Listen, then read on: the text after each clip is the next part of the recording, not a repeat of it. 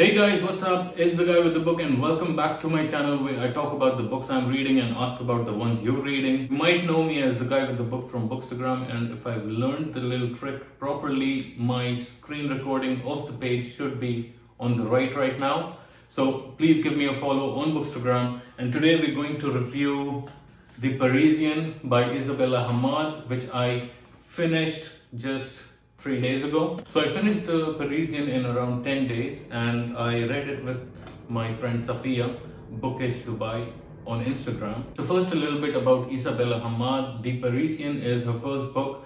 She won the Plimpton Prize in 2018 and the O. Henry Prize in 2019. It's a 550-page book which is divided in 3 parts. The first part takes place in France.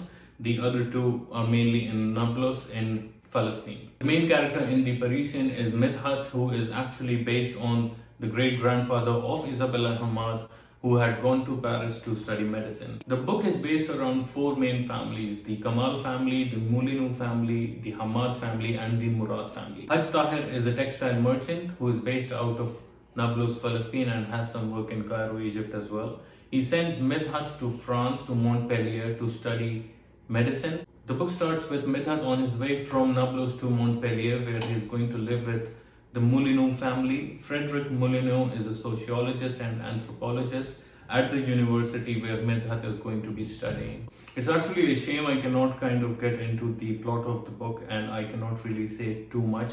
I don't want to give anything away that takes from the experience of you reading The Parisian. So I'm going to try and give you a little bit about the characters. In fact, there are a lot of characters I can actually not even mention because they in themselves will become spoilers. So I'm going to give a couple of characters which I absolutely love, and these are characters that are present from the beginning of the book. So of course we've got Midhat, who's a very sensitive, vulnerable and naive early 20s boy who is discovering new things. Obviously he's in France for the first time and out of Palestine. So there is a lot of differences in the culture. I don't know if I would call it culture shock, but he is definitely very much intrigued by the life over there and wants to fit into the society in France. So we see over time that Midhat is on the path of self-discovery. In the first part of the book, we learn a lot about the way Midhat handles himself, a lot about the vulnerabilities that he shows, a lot about the intrigue that he has with the culture in France. The other character I want to talk about is Haj Tahir's mother,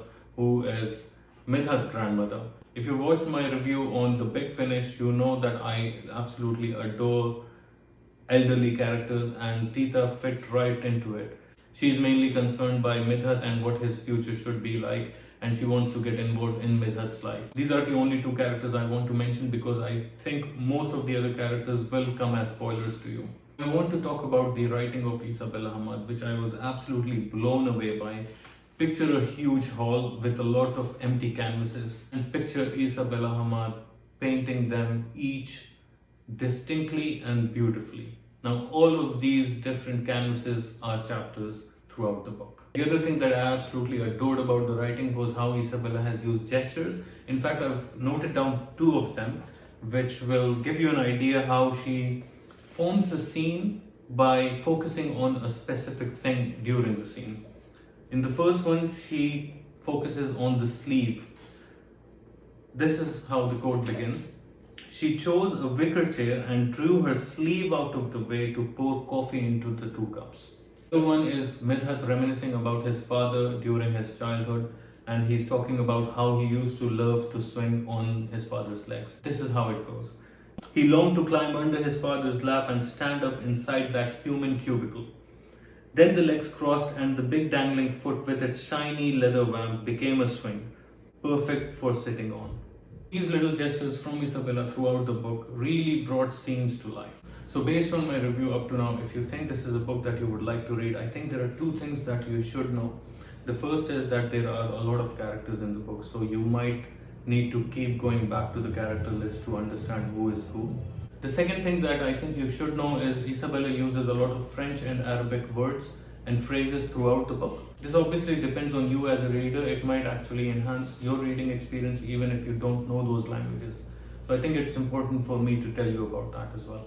This was my review of The Parisian by Isabella Hammad. If you're someone who's already read it, do let me know in the comments. And if you're someone who might pick it up after watching this book review, do let me know in the comments as well. I hope you enjoyed the video enough to subscribe to my channel and leave a like on this video.